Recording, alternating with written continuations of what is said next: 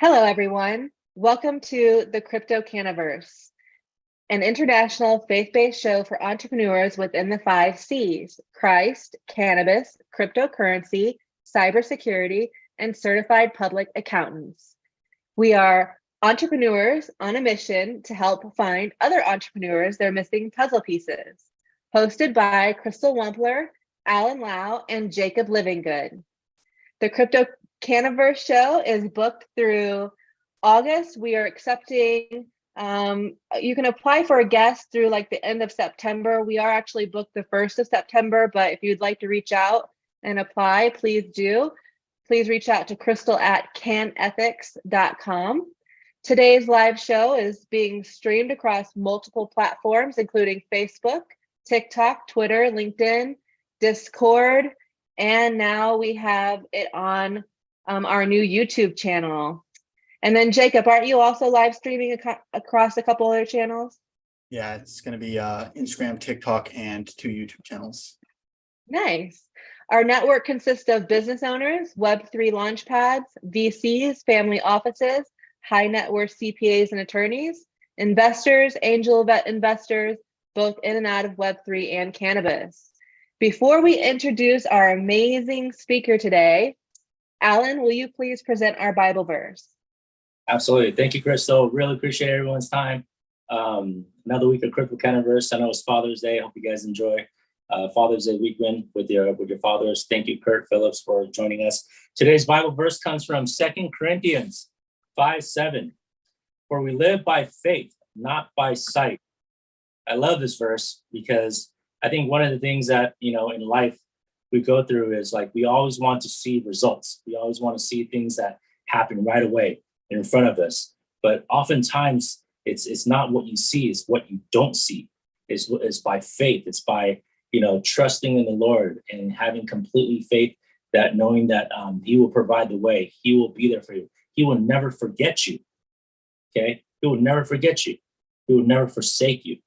And I think that gives me a peace of mind, let's just call it, knowing that God is always there. He's always, always, always there. He's listening to you on a daily basis. He's watching over you every step of the way.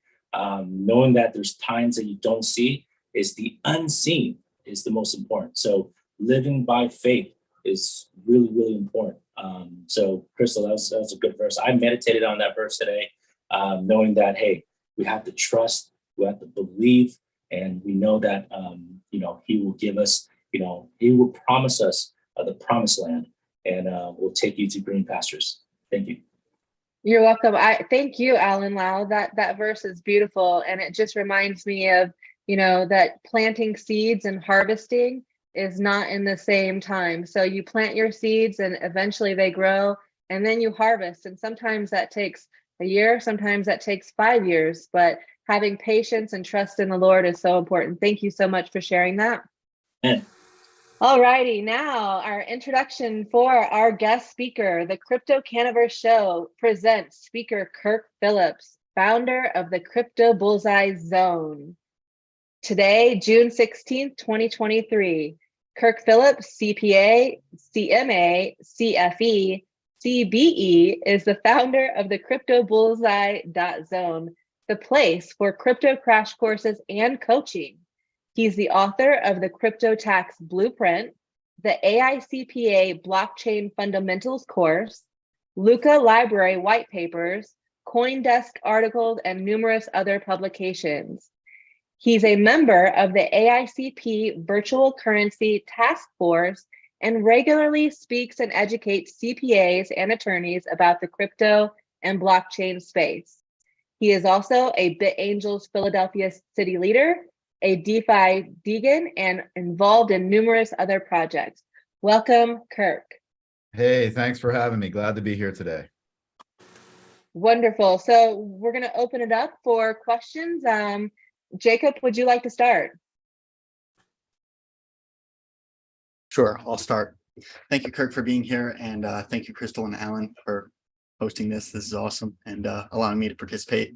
And real quick, before I ask a question, to touch on the the verse. I actually meditated on it 2 days ago. Not that verse, but something very similar. I had a meet up with a couple of local entrepreneurs, and we were talking about input versus output thinking, and being results driven or result oriented, or being identity driven. So the difference between, like, if your room is dirty and you clean your room because it's giving you brain fog, 2 weeks later your room's going to be dirty again because you didn't change your state of being. You were walking by sight and not faith, right? And so I really love that. And I think that's recently, as of this week, I've been called to that ideology. So I find it very synchronistic that that's what we're talking about. But anyways, to continue, Kirk, thank you for being with us. My first question is going to be, obviously you came from an initial background of being in legal consulting as far as taxation. So what was the turning point that moved you from the sort of Web2 financial markets, and you saw this whole, crypto move, and decided to start educating and assisting in that realm of endeavor? Yeah, that's a great question. I guess that's the your classic origin story question. So, but just to clarify one thing, it's not really not legal. It's more accounting. Just want to make that tiny little distinction there. Just because I'm not an attorney, although when it comes to tax, there is, that's kind of where the legal overlap is, I guess you could say. But basically, for me, like I said, I've been a CPA for a long time. So I've worked in public accounting, private, started family businesses, started many of my own businesses. And so it was one day on or about like the last week of 2013 or the first week of 2014. So right in there was a friend that asked me, said, "Hey, Kirk, I want to ask you for some advice. My husband and I want to buy a computer for $1,000 and mine some Bitcoin." Of course, I was thinking, well, what are you talking about? My highly skeptical mind was like, this is not what I'm saying, but my wheels are like, what are you talking about? You better go get your facts straight. That's crazy talk. And so, as it turned out, I was the one who didn't know what he was talking about. And I actually basically from that single question, changed the entire trajectory of my life at that point in time. So that's one key takeaway: is pay very close attention when people are, you're in conversation with people, somebody might ask you a question that could change your entire life. So basically I went down the rabbit hole, and I said, I'll have to get back to you. And I went down the rabbit hole. I spent 2014 and 2015 writing a book. And basically that's where it all started from at that point. So already focused on doing, let's say, accounting, tax services, kind of like, virtual accounting services, right? Outsourced services. And really it just morphed into a niche business. It just focused on businesses in the crypto digital asset space, individuals as well. And it just kind of morphed into that over time. But that's kind of the quickie summary of how that happened. I love that. And then another follow-up question, sort of it's honestly before 101, but say I'm an 18 to 28-year-old, and I've got myself a standard job. I've heard this buzzword a few times: crypto, blockchain. Why, if I'm someone who maybe's dabbled a little bit in stocks, just a little bit, and haven't really sort of touched onto this, why should I care? Why should I be looking in this side of the financial markets, of DeFi and all this stuff? Why should I take my time to educate on this, and like basically why is this something that's relevant to me as someone who's not necessarily involved in investing? Yeah, that is a great question. So I would say that that makes me think of a Chris Dixon quote. It's kind of legendary VC investor. And he said that we've moved through 3 phases of money, which is, first we had commodity money, which is, think about it, from thousands to thousands of years ago, we just traded stuff, clamshells, whatever, fruits and vegetables and baskets, any kind of goods there were, right? We traded and bartered. And then at some point in the last several hundred years, we moved into politically based money, which is central bank, basically central bank, the central banking model, right? Sky money. Yeah. So that's what we moved into in the last several hundred years. And now we've moved from politically based money to math-based money. And that's how I like to think about it. So it's like, so when you, like, from that context, it's kind of like context, that's like, wow, okay. Like, you can see how, you see that they're, from the politically based money, it seems to be like, lack of fairness in there, right? We're just talking about a couple of words, but math-based money is, it's objective, it's, provable, it's all those type of things. So, that's one thought that comes to mind, but it's there's so many things that you could dive into around that. It's I think it really has to do with just fairness and inclusivity and stuff like that. That, you know, just from a banking perspective, which you could also extrapolate into the, you know, just a little bit wider into just investments and stuff like that. It's really the same stuff, but we've got several billion people on the planet that don't have access to this stuff. They're unbanked. And some people have heard that narrative, but that's a good one worth repeating. And so unbanked also means, you know, like I said, more broadly speaking, no access to not just banking, but other types of investments and security, stuff like that. You're literally like off the grid. So now you have the possibility that everybody can be involved here in a way that's using just a new, amazing, awesome technology. And if you really want to find out, like, also, if we're talking about young people, it's like, okay, well, go try to access the legacy banking system, see where you have friction, and then use this. And that's why I think we're going to have a whole wave of a generation that's going to like, wow, this is like amazing. This is like, there's such a lack of a friction. I mean, I even have a couple sons right now. One of them, he's attempting to tap into the legacy banking model right now, and he's running into roadblocks. And I was highlighting to him how he's helping, and he's actually on payroll. And so there was one day where he got paid, and then there was a 3-day weekend. And I was like, okay, so see how you got paid. Now, by the time this money actually lands in your account and you can actually use it, we're talking 5 days later or 6 days later. Okay. Now, what we do though is we use the 3-jar system, by the way, which is like save, spend, share, except we've modified it a little bit because it's like you have to put more in save or invest than the other two. So basically we do split payroll in half. The save piece starts off as a stable coin because that's the entry point into the crypto universe. And then from stable coins, you can invest in other stuff. So here he's like sitting right next to me. I'm like, okay, bam, we're talking 15 seconds on the Ethereum network. There it is. I mean, it's just, when you experience it like that, it's like, it's amazing. I was like, by the way, I think we calculated that as the like 28,000 times faster than the fiat banking piece that he's going to get 5 days later. That 15 seconds, somewhere along those lines, right? So when you experience it that way, you're really like blown away. And there is no age limit. Like, you know, it's like, how can one of the most important things in life, which is the financial system, having you know, business acumen, finance acumen, how to operate yourself, you know, operate your budget on the, you know, your household budget and everything like that. How can something that's possibly the most important thing be something that's typically not been taught in schools? Now, although that's changing a lot, but it's typically been absent from schools. And it's like, okay, well, now you're 18, you know, ready to go off into life. Okay, now you're old enough to go. That's like, you can drive a car before you can like access the financial system in some cases. It's like, it's ridiculous. But now when you're 5, you can start using crypto. I love that. And then a follow-up question, again, for the same sort of target demographic, right? You know, I just started getting into investing. I'm just starting to learn, you know, short positions, long positions, and understanding dividends. And now I'm being thrown this whole new slew of, you know, vocabulary words, blockchain and decentralized ledgers and, you know, all this crazy stuff. Addressing the fear. So Crypto Bullseye, you have an educational platform to go from zero to hero for people that are interested in sort of dipping their toe in the water and getting involved in these ecosystems from a level of, I have no technical understanding, to I'm starting to grab the ropes on this, to I could sit down at a coffee shop and educate someone else about this because I understand this. How do you, what's the, it's not necessarily a great word, but the shill to convince people to, you know, get over that fear barrier and jump off the cliff? What's the dialogue? Yeah, well, I guess the question, like, what's the shill around, actually, should I get in or not get in, or I want to get in, but how do I get in? I guess that's, you know, the slightly different thing. Yeah, the dialed in question would be, I'm scared with the information overwhelm of all these new technical terms and this whole new system that functions completely different than what I've been educated on and grown to understand. So how do I go from zero to hero when I don't even know what I'm looking at? Yeah, that's a fantastic question, because what I found over the years is that what I bullet it down to is, I think it comes down to people are like asking, where do I start and who do I trust? There are 2 basic questions there.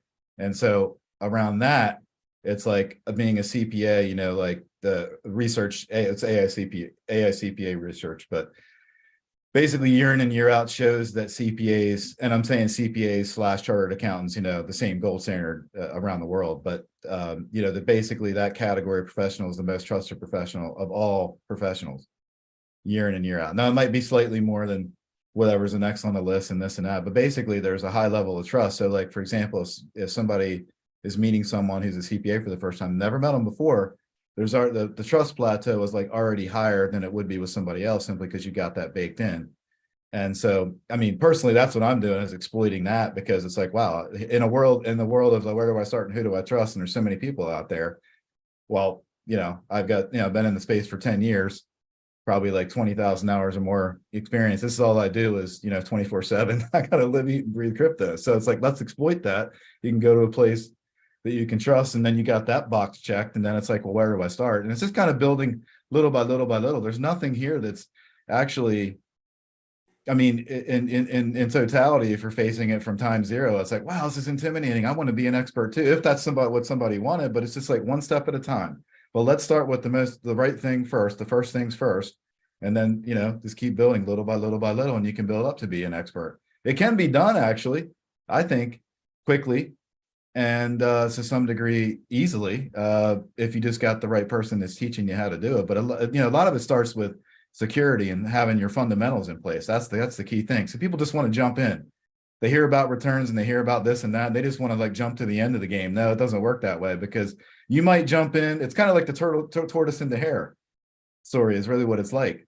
So you have somebody that might jump in, that might be the hare that jumps out, and all of a sudden maybe they got in at the right time in the market, and then all of a sudden they can go bragging about, maybe some killer returns they got or something like that. But eventually they're going to run out of gas, step into quicksand, versus the tortoise, step by step, methodically building up, and that's how you're going to be successful in the long run, if you take the tortoise path. Slow Yeah, and steady. so Slow and steady. effectively slow and steady. I love that, Alan. So effectively, you don't need to be a subject matter expert to buy $5 of Bitcoin. You don't need to be absolutely proficient in understanding, all these different things, what an LP is or an AMM is, in order to create a decentralized wallet, right? It starts at level 1 and take it one step at a time. That's it. I love that. Level one is just getting the game. That's what it comes down to, getting the game. Yeah. Talk about what is BitAngels? BitAngels is actually the original angel investor network in the blockchain and crypto space that goes back to 2013. It was started by Michael Turpin and David Johnston. David Johnston's the person that created Johnston's Law. Anybody familiar with that? That'd be a great trivia question. Johnston's Law is everything that can be decentralized will be decentralized, but nonetheless, it's just David's no longer with the group, but it was really just a way to bring projects together with investors. It's a kind of a loose organization. It's not a formal organization. It's not like a pay to play type of thing. So what we do is, as a city leader, try to bring, basically just be a connector really between projects that are developing and investors or other types of resources in the space, and just bring those projects together. So I like it because it's not a pay to play model, so to speak. It's very inclusive. There's a lot of other things that like want you to pay, like, $5,000 to do a pitch and stuff like that. So, and I'm doing it more or less as a pay it forward thing. I say that I'm like mining relationships, to borrow the, Bitcoin mining thing. I do it to mine relationships and to just develop the network. So it's, anybody that's got a project, it's a great place to go to get exposure. Cool. And then one last question, I'll hand the floor over to someone else. So before the 101 level, right? So I've heard the buzzwords. Where do I start? Do I grab a subject matter expert, someone that I know, like, and trust, and start getting direct one-on-one guidance? Do I buy a course, feed my way through the course, and get a fundamental baseline understanding of the technical terms, and then create a wallet and start playing with a couple dollars, a couple cents here and there? What's the most practical way to get involved for someone that is just trying to break that fear barrier? Well, I'd say you probably have 3 paths, right? And so one of those is the kind of slog through it and figure it out on your own, which many crypto OGs have done. And that's how I did it. So people that don't get stopped by that, and they have no problem going in whatever nooks and crannies and going wherever they need to go to figure it out. That's one possibility. But like I always say, you're going to end up missing opportunities, making mistakes, and you don't have time to, make that, you don't have time to really go down that path. So, and you could, sign up for stuff. You could sign up for courses and things like that. As a matter of fact, one of the things we're going to do is a quick start guide that just helps you, allows you to get in the game with like a few hours, like 2 or 3 hours, quick start guide, get in the game. It's not, we don't have that yet, but that's the goal. And then you just build up from there. But like I said, I think that's one of the things that people get stopped. I still hear things like, oh, I thought that to buy Bitcoin, I had to buy 1 Bitcoin and stuff like that. It's like, oh, no. You can, if you use $5 or $10 or $100, there's a 100 million unit. 1 Bitcoin is 100 million units. So you can buy however much you want of it, but it's to get in the game, because that's what stops people, I think, is the biggest thing. Once you do that, then you create the forward momentum. Love that. Thank you. Yeah, thank you. Thank you, Jacob, for asking those amazing questions. So first, I just want to make a couple comments. One is I really don't think there's experts in these areas, because it's always changing so quickly. Yes, you can be experienced, you can know a lot, but I don't think that there's really experts, because it's changing. The laws are changing so quickly. But people like Kirk Phillips and Jacob, they're in it, they live it, they breathe it. And so they are the trusted advisors of these industries. And I would recommend anybody listening, reach out to them, talk to them, trust them. They're excellent Web3 crypto people to discuss these topics with. And then I would like to know, Kirk, you mentioned that you're a crypto OG. What exactly does that mean? That's a great question. If you ask a bunch of different OGs, they probably give you different answers. But I mean, I didn't even, when I first started hearing it, I was like, what is that? What is that? But I think people are using the OG term, in different, it's not just a crypto thing, but somehow it more from original gangster. Is OG mean original gangster? Yeah, original gangster, like that. So it's just kind of morphed into that. And if you're an OG, you just been in something a long time, kind of like that.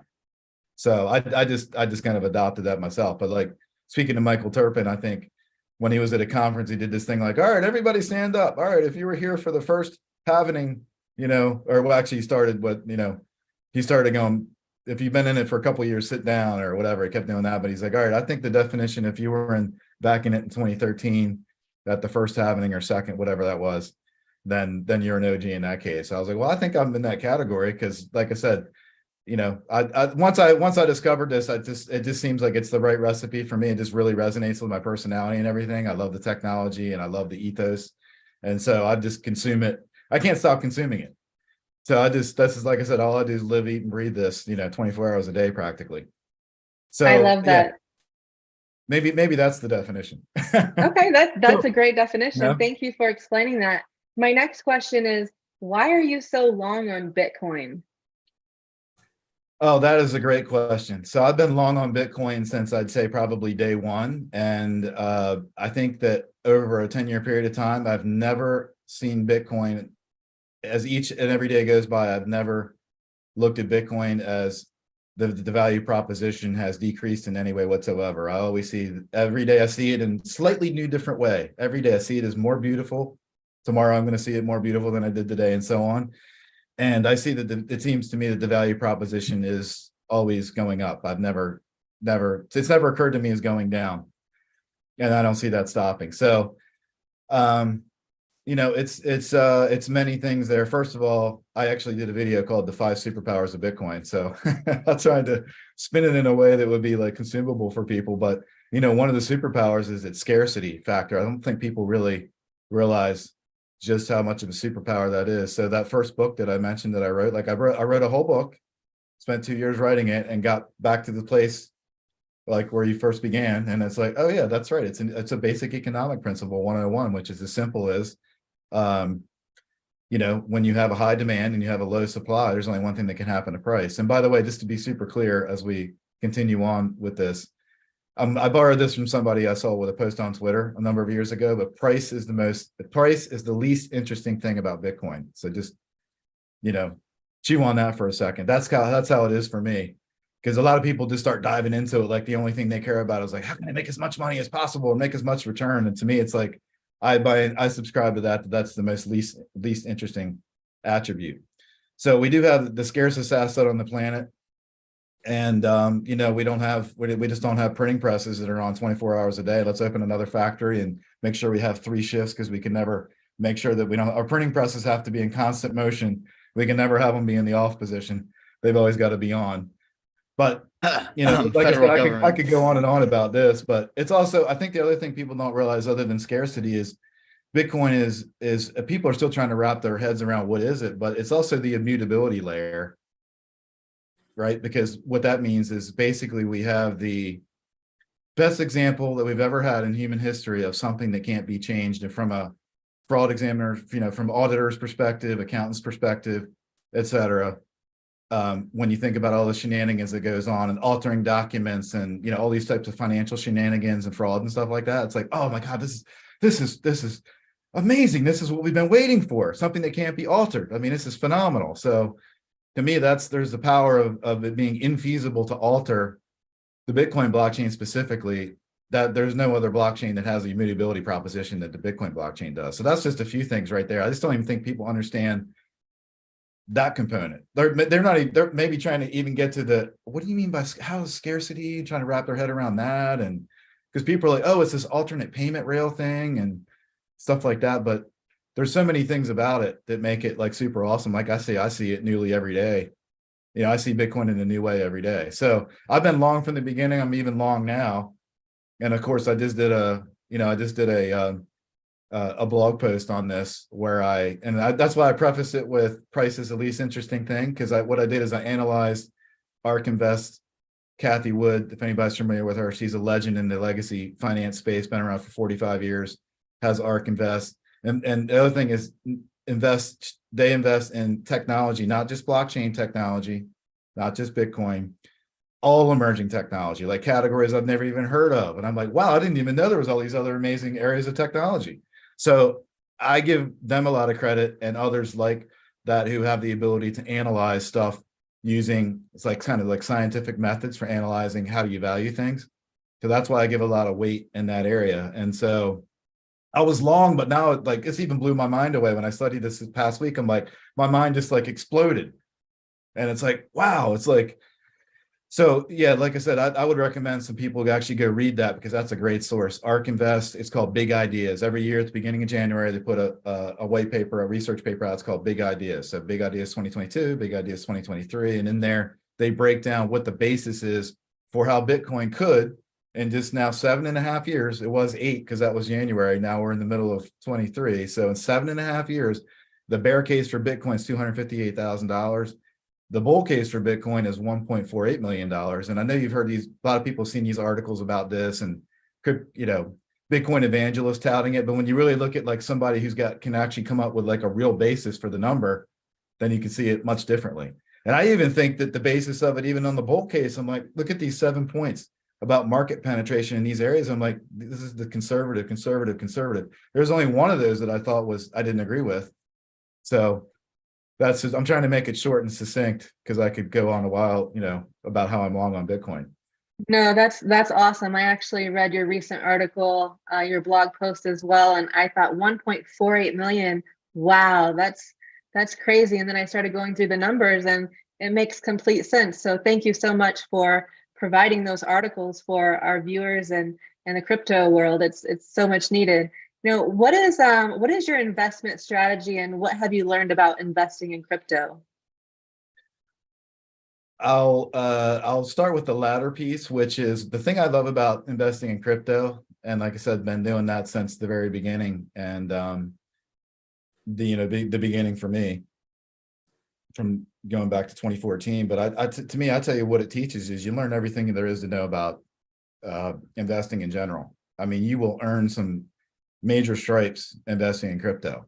Teaches you about everything you need to know in life as well. So and it's a crash course. You will learn it. You will learn it deeply. You will learn it quickly, and it's a way to, like I said, I think earning your stripes. I'm trying to think, like cliches like that, and it's just, it's a way to get all that stuff that you're not going to get, at least in the same time period, I believe, in investing in other assets.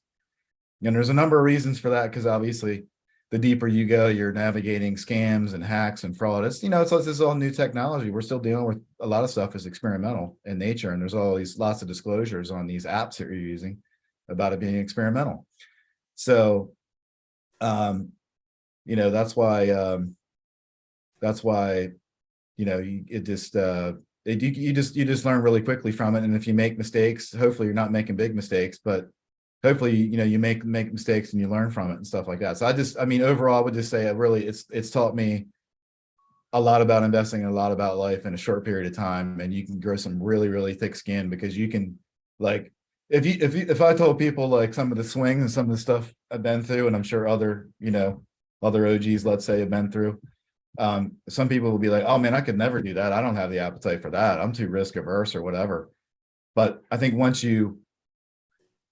the more you get into it, I think the risk becomes less and less intimidating, and it's actually easier to navigate and stuff like that. So anyway, with all that being said, there's a lot of people that may teach courses, and there's a lot of people that focus on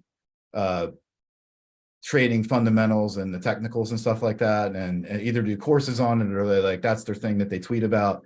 And if you want to call it day trading and stuff like that, that's definitely not me. I just feel like if you get into that, then you got to go all in. You'll be completely consumed by it, to the point it would be like you being like a doctor or anything else, where you're like on call and you're an emergency room doctor, and you never have a day or an hour off, and you always got to be worried about, that you're paying attention to it, because if you don't, something could happen and you could screw up your assets and things like that. So that might suit some people, but for me, it doesn't. I need to be able to walk away and say, you know what, I'm going off for 3 days because I need to do whatever I need to do, and go on a hike wherever, commune with nature or whatever the case is, and not have any worries about it. That's just my style. So I think that, again, it's like you got to be so and it's like, and then like for me, my personality is, if I do something, I want to be the best at it. So if I was going to be a day trader, I'd have to go all in and put all my energy in there, and I'd really be consumed by it. I'd be on this like hamster wheel thing. I'm not saying not do it if it's somebody's thing, absolutely go for it. But again, mine is more like, figure out what you think the long-term value proposition is. And I think I'm just long in general. So my horizon on the whole blockchain and crypto space is 5, 10, 15, 20, 25 years. I mean, it was that 10 years ago. It's like, it's still that. So since I have that, that's where people get tripped up too, is their time window is not wide enough. Same thing with the Bitcoin and what I said, the 3 reasons people are going to miss that upside on Bitcoin in 8 years. Their window is so small.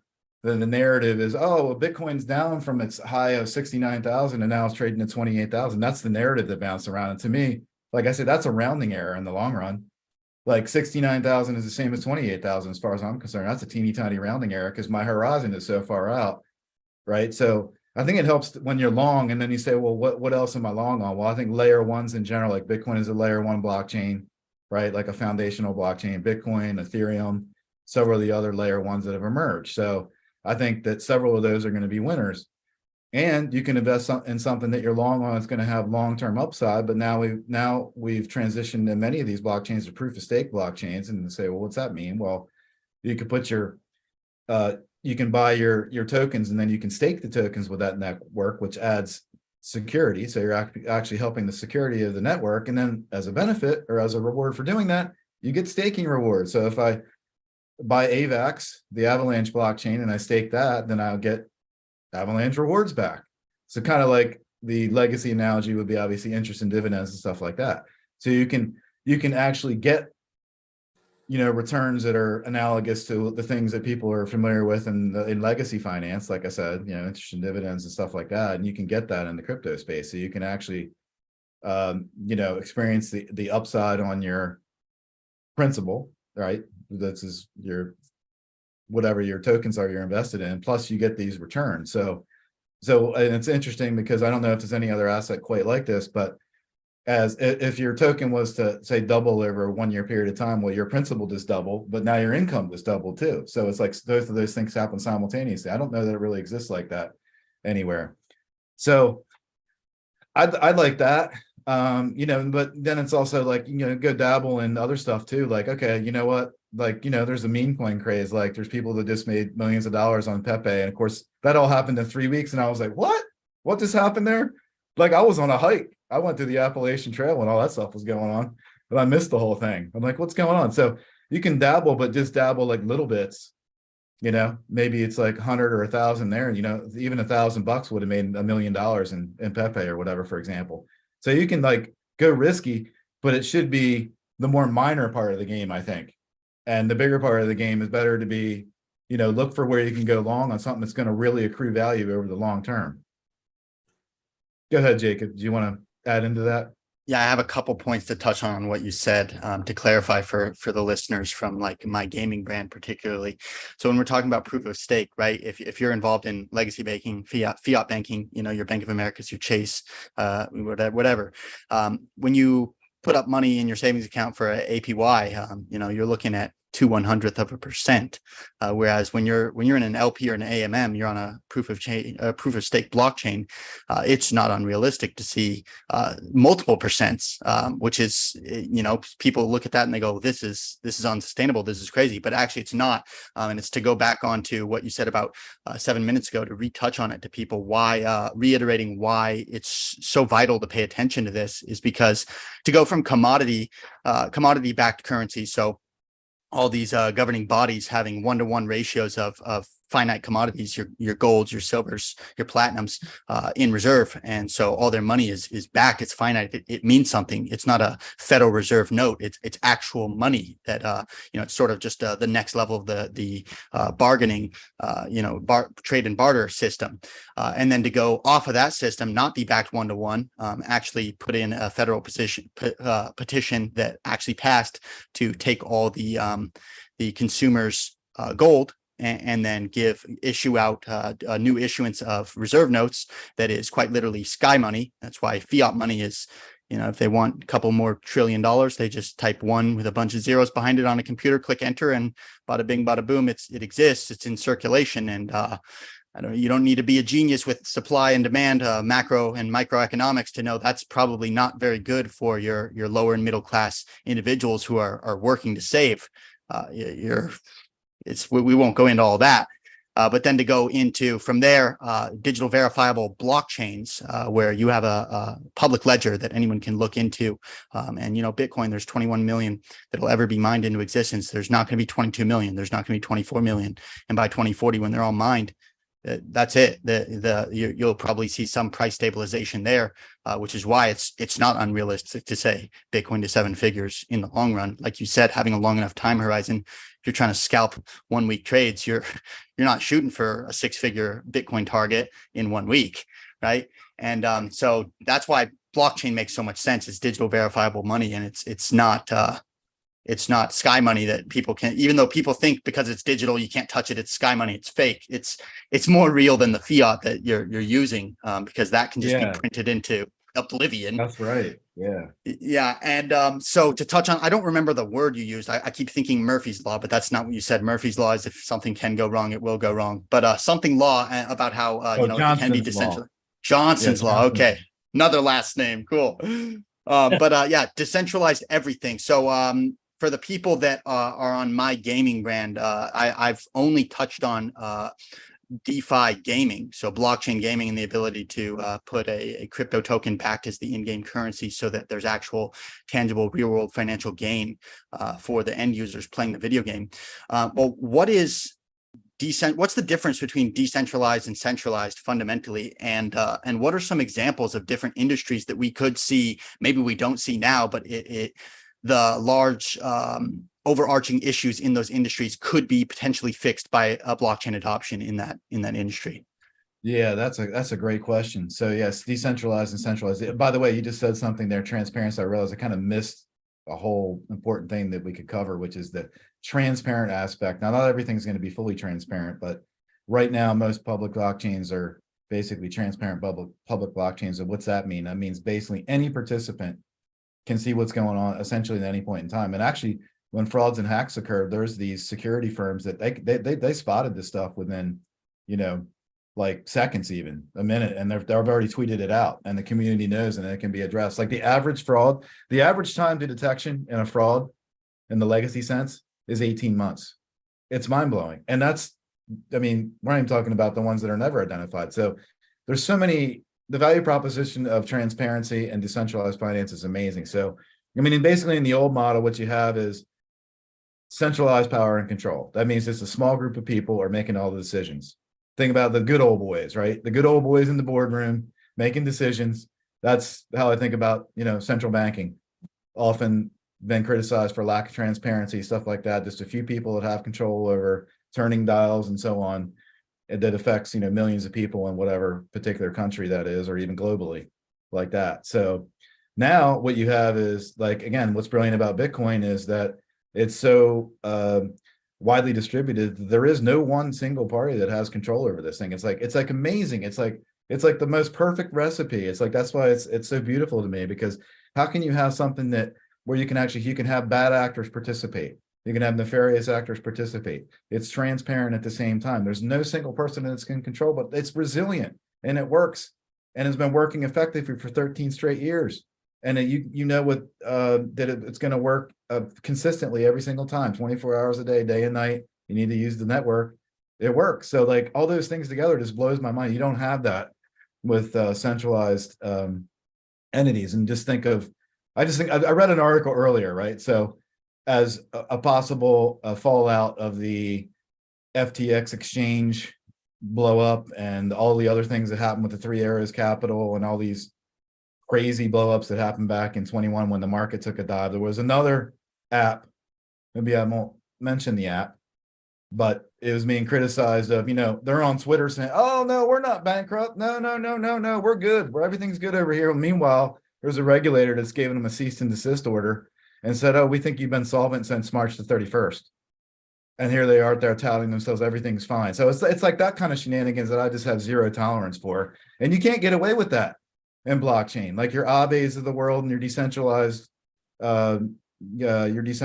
protocols and stuff, decentralized finance. And again, you got to use these things to really get what the power of what it is. But like that stuff's transparent. So like, you know what's going on. It's like, that's what's beautiful about it, because the transparency keeps people in check. And so there's a lot of shenanigans like that going on. But like I said, that was an article that I just read, and I'm thinking that just is disgusting to me that you're out there. And I understand there's probably an element of survival, because the minute if we let on there was something wrong, you know, people might withdraw all their funds and it could blow up in a day. But still, it's like, that's violating your, you know, to me, it's an ethics violation. It's a moral violation. It's all that stuff. So I got a few comments, questions. Kirk, thank you so much for all your knowledge in this space. I have a few comments. I came from a financial advising background with the private bank for 16 years. And I took some courses with NASDAQ for continuing education.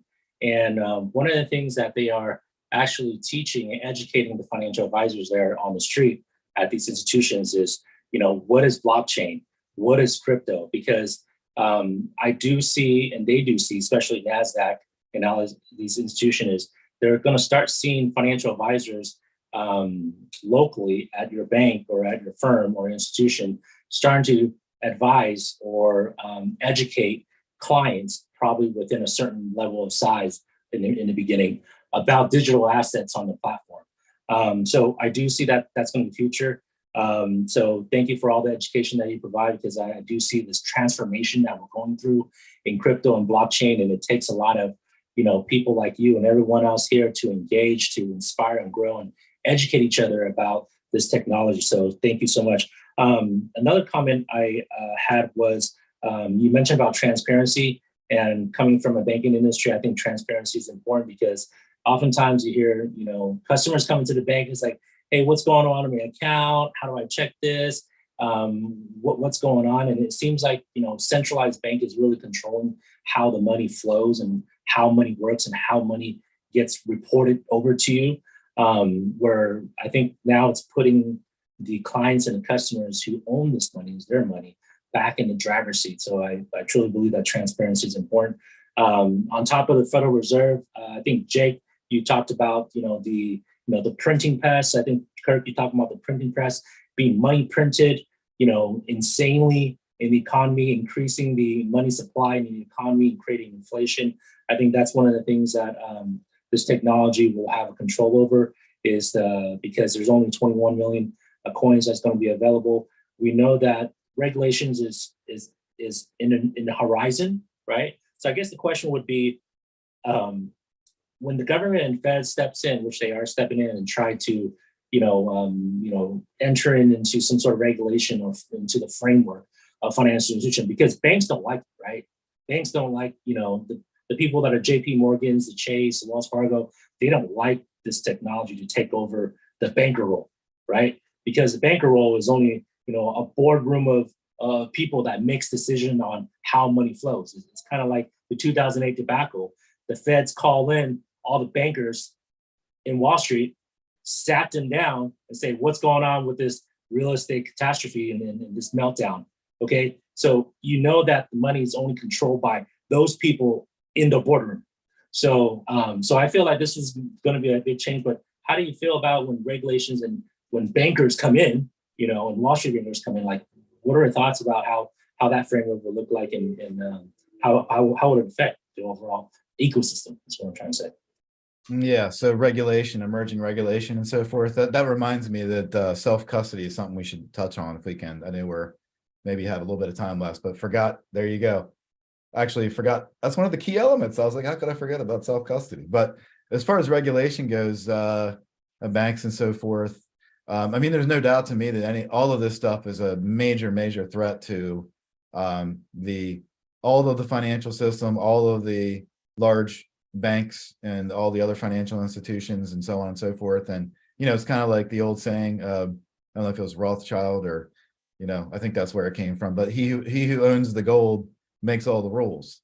So right now, the central banks essentially metaphorically own the gold. They own that, their system. So because they control that means they control all the rules. So controlling money equals controlling the rules and how people operate. So that's the thing you're going to fight for your life, giving that one up more than anything else that's out there, right? You don't want to give that up, because if you give that up, you're simultaneously giving up, controlling everything. Every framework that people operate under, you're controlling everything when you control the money. So, but I think what's happening now is that I think there's so much VC capital in it, and there's so much other capital we don't know of. Even Jamie Dimon say, I'm going to fire any of my employees and invest in Bitcoin, and meanwhile they're secretly accumulating Bitcoin. And I think even the central banks are actually going to end up filling their coffers and their reserves with Bitcoin and ETH, but certainly Bitcoin, stuff like that. So I think there's too much money in the game now from a whole bunch of players, that even though it seems like, especially in the US, the SEC is like trying to eliminate all the oxygen so that the fire goes out. I still think there's just too many people from too many different types of stakeholders that are invested in the game. I just think it's got too much momentum in that sense for this to be squelched. It's just a matter of, maybe how, the flame's not going to go out entirely, but how unfriendly are the regulations going to be in the long term? I'm just shocked that the SEC, like I said, we could have a whole thing on that. My mind blows apart when I think about that. But to be thinking about, especially from the US having the dominant world reserve currency, it's in their interest. They don't want to give that up either. They want to maintain their dominance. And so to not embrace this technology and really work in a symbiotic way with the innovators, many people have said, and people are just going to, go off to another country somewhere and innovate over there. And so everybody's getting pushed out. And so you could be literally giving up this is a key point in time here where you could be giving up your dominance by not working with the people collectively, especially in this country. So I think that, there's a lot of other countries that are rather friendly, even Liechtenstein is one of the ones, the most friendly country that created it. They scrapped all their regulations and said, what, this technology is so amazing. We're going to start from the ground up, because what we got is doesn't fit. Let's just start from a blank piece of paper and create regulation. That's how you go about doing it, right? Creating something like that. We got that on one end of the spectrum, and then we got the SEC on the other end of the spectrum. So I'll just leave it at that. I have a lot of things to touch on, all over the board, sort of. When we're talking about going back to bad actors, right? In Web 2, there's, maybe perhaps a bad example, or maybe perhaps a good example. I'll censor the words a little bit, but we've got some situations going on that are only now resolving from early 2020 with involving CP and Epstein and stuff like that. And in Web 2, right, you can, JP Morgan just settled out for $280 million. And then they can go ahead and wipe that off the slate. Boom, bada bing, bada boom. Nobody hears about it, talks about it. It's swept under the rug completely. In Web 3 with bad actors, that's not going to happen, right? There's a lot of people that have been professional ruggers. And for people that don't understand, the term rug means to launch a project, which if you think of about an NFT project as a company, you launch a project, you gather all these mints. So your project mints out, which is effectively the same thing as crowdfunding, sort of like I don't remember what the platform's called, but basically crowdfund. And then all of a sudden you're an anonymous alias, you disappear, you take the money and run, you move to the Bahamas and start a slush fund where never mind. But that's you only get one reputation. And because it's open source, it's a public distributed ledger. Anyone can do their research on any particular individual with not that much knowledge and go down the rabbit hole of what transactions is this person involved in, what honeypots are their hands dipped into. And you can determine based on your own level of self-understanding, which, like I said, it doesn't require, you don't need to be a proficient subject matter expert or a master of this stuff to understand how to do this. And you can go, wow, this person's wallet has been attached to the heads of several projects that have been multiple $1 million rugs. And I don't think I want to come anywhere close to this person, it's great, right? So it fixes the transparency layer. Another thing about centralized control, I mean, I don't want to talk bad about any governments, but the CCP has already launched a test phase of this, and it's sort of George Orwellian 1984, right? You get a social credit score system in place, you get the digital yuan or the digital version of whatever finite centralized currency they have. And then all of a sudden, if you're a good little boy, you get your monthly stipend that you're allowed to spend on bread or eggs, but you can't buy your kid a floaty pool or whatever it is, because you're not allowed to use it for that. And then in 30 to 60 or 90-day periods, your programmable money is gone, goes poof, because it's still, although it's on a blockchain, it's not a public sector blockchain. It's not decentralized. It's fully centralized. It's fully programmable, and they can get rid of the ability to build generational wealth, which is why self-custody is important, which we touched on briefly. This is a seed phrase which attaches to my decentralized wallet, which attaches to this thing that looks kind of like a flash drive, but it's actually a bank that I hold sole control of under 3-factor authentication. So my money's not moving unless I do it and I know about it. So I own my own bank instead of trusting my money to a large conglomerate that's going to go fractional reserve, lend all my money out, make a bunch of money, 15, 30% APRs, and then pay me 0.02% per year. And then inflation's actually stealing more than 7% of my money every year, but I'm too uneducated to know that. And we talked about SBF and FTX, which for the people that don't understand what that was, it's sort of just faulty characters not doing their own due diligence and not having proper structure set up. They had a slush fund with a Alameda Research, which was a VC firm, and they had a FTX, which was a currency exchange, so where users could download the app and store their cryptocurrency and buy, sell, and trade crypto. But what was happening on the back end, in normal Web 2, which makes a lot of sense, you have your separate CFOs, CEOs, CMOs, you have your VP of sales, you have separate departments, and you have separate figureheads, separate individuals in place of leadership. Whereas in this situation, they had people are sharing similar roles across the board on multiple different organizations. They had one gigantic slush fund of money, and they were investing in their own ERC20, so their own cryptocurrency that they created to artificially prop up the money, make it seem like it's more viable than it was.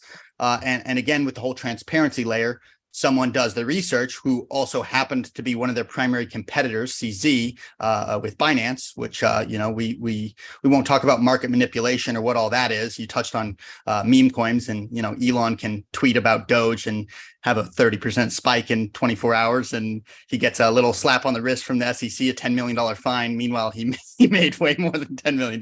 We won't talk about that, but we had a slush fund going on. And then when people used the open public ledger to go, okay, something's not right. Why is this wallet attributed to Alameda holding several billions of dollars of their token, FTT token? And then all of a sudden we see in a 24-hour period, the token drops 85%. All the money's gone. It's dried up. We've got a $12 billion hole in the books, and now it's over. You're insolvent, and now we got big problems. And now the SEC steps in, but it's too late. And to share on the whole SEC steps in, we've got, I don't want to talk bad about these people because I'm sure they've meant well for their years in the political sphere, but we have geriatric fossils running this country that, I don't know if I'm a social influencer, so I pay a lot of attention to what's going on in the decentralized social media endeavors as well as Web2 platforms. And I watched the large majority of the TikTok hearing, the congressional hearing with Congress. And we've got questions being asked to the CEO of TikTok, like, does TikTok use Wi-Fi? So we've got people that don't even understand how the internet works, Web 2, trying to figure out what are we going to do about this whole decentralized platform. And it's just so they don't have a SME like Kirk, like me, like Crystal, like any of us, in their ear advising for them, explaining to them what all this means. So they're shooting from the hip, not knowing what's going on. So you're really, as far as regulation goes, in my personal opinion, I think we're a far ways out from seeing anything that bears any merit. I don't think we're far ways out from seeing a UBI, universal basic income, and sort of launching, Fed Now coin, having a centralized currency that is a digital currency backed and attributed to a social credit score system, which, if you haven't read 1984 by George Orwell, give it a read. And if that horrifies you, you should stand up and assert your rights as a U.S. citizen. But well yeah, said. so that's my that's the notes that I had. That's everything I wanted to touch on. Okay, well, that's well said. I think we're running short on some time here, but just the one key thing I wanted to put in, tack on your thing about the self custody. It's a great point there. And by the way, speaking of 1984, if there's any Black Mirror fans out there, that show is like incredible. Like 75% of those episodes are just like mind-blowing sci-fi. But there's one on social credit scoring where you actually have a hologram that's like next to your head that's visible as you walk around. And just check that episode out. That'll tell you what the future is going to look like. But anyway, self-custody, the value proposition of crypto, one of the reasons I love it is because you're talking about the beautiful balanced ecosystem of the Bitcoin blockchain. Well, one of the other things is that you actually control your own assets.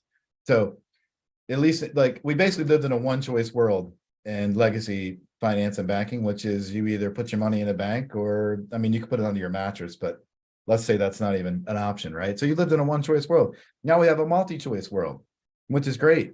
You can choose to either, if you want to go back and say, well, you know what, I'm just going to, not self-custody my assets, which is basically have my crypto. It's with the equivalent of a bank, right? If that's where you're comfortable, that's fine.